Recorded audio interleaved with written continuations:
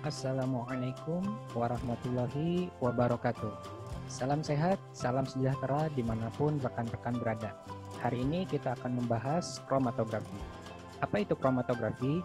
Kromatografi adalah teknik pemisahan suatu senyawa kimia berdasarkan perbedaan kelarutan pada fase gerak atau fase diam. Senyawa yang memiliki kelarutan yang sama dengan pelarut akan terbawa fase gerak, sementara senyawa yang memiliki kelarutan yang sama dengan fase diam akan tertahan pada fase diam. Pada beberapa instrumen, pemisahan senyawa tersebut akan membentuk sinyal-sinyal yang berbeda pada kromatogram.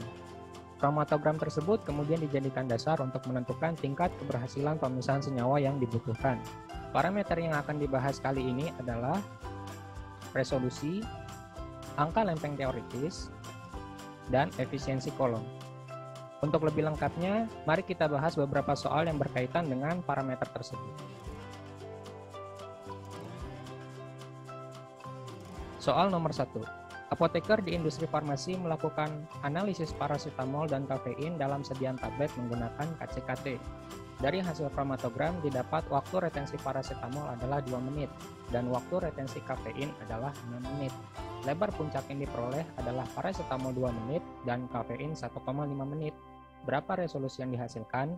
Pilihannya ada A 0,3, B 4,0, C 6,3, D 2,3, dan E 8,0. Penyelesaiannya adalah sebagai berikut. Pada gambar di sini dapat dilihat bahwa pada perhitungan resolusi melibatkan dua senyawa yang berdekatan, dengan senyawa 1 dengan waktu retensi 1 atau TR1 dengan W1, dan senyawa 2 dengan waktu retensi 2 atau TR2 dengan W2. Kemudian rumus resolusi yang dapat digunakan adalah sebagai berikut. Resolusi dalam kurung R sama dengan 2 kali TR2 dikurang TR1 dibagi W1 ditambah W2. Rumus ini merupakan rumus turunan dari delta TR dibagi dengan hasil rata-rata W1 tambah W2 bagi 2 ya.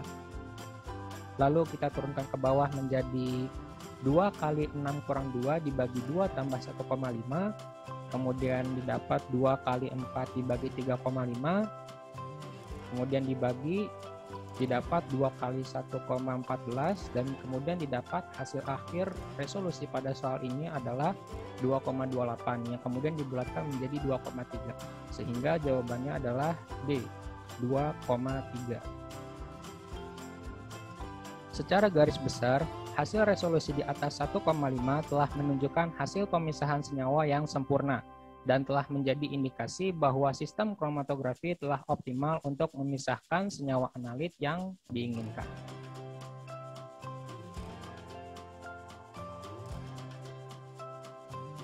Oke, jelas ya? Mari kita bahas soal selanjutnya.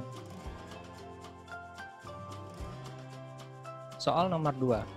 Seorang apoteker di bagian QC sedang melakukan pengujian kadar vitamin C menggunakan HPLC atau KCKT. Dilakukan uji kesesuaian sistem dengan menginjeksikan 1 ml larutan standar sebanyak 1 kali. Hasil yang didapatkan adalah waktu retensi 8,2 menit dengan lebar puncak 0,5 menit. Berapakah angka lempeng teoritis yang diperoleh? Pilihannya ada A 3303, B 4303, C 5303, D 1303, dan E 2303. Penyelesaiannya adalah sebagai berikut. Pada gambar di sini dapat dilihat waktu retensi diukur berdasarkan waktu yang dibutuhkan untuk mencapai ketinggian puncak maksimum pada sinyal yang dihasilkan. Sementara lebar puncak baseline diukur berdasarkan waktu yang dibutuhkan untuk membuat satu sinyal penuh. Kemudian untuk menghitung angka lempeng teoritis adalah sebagai berikut. Angka lempeng teoritis dalam kurung N sama dengan 4/2 dikali TR dibagi W baseline pangkat 2. Kemudian kita turunkan ke bawah menjadi 4/2 dikali 8,2 dibagi 0,5 pangkat 2. Kemudian hasil baginya didapat 16 kali 16,4 pangkat 2, kemudian dipangkatkan 2 menjadi 16 kali 268,96 dan didapatkan hasil akhir angka lempeng teoritis pada soal ini adalah 4303,36 yang kemudian dibulatkan menjadi 4303 sehingga jawabannya adalah B 4303.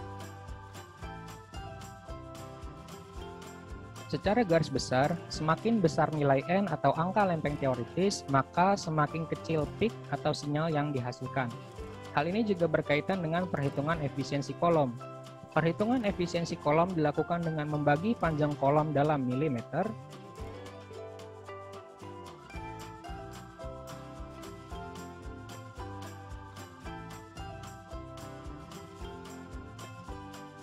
dengan angka lempeng teoritis atau N. Semakin besar nilai N, maka akan semakin kecil pula nilai H dan semakin efisien kolom yang digunakan. Oke, sip, mantap. Jika ada pertanyaan, teman-teman bisa langsung sampaikan di kolom komentar ya. Insya Allah akan saya bantu jawab di video berikutnya. That's it for today. Thanks for watching and see you next time.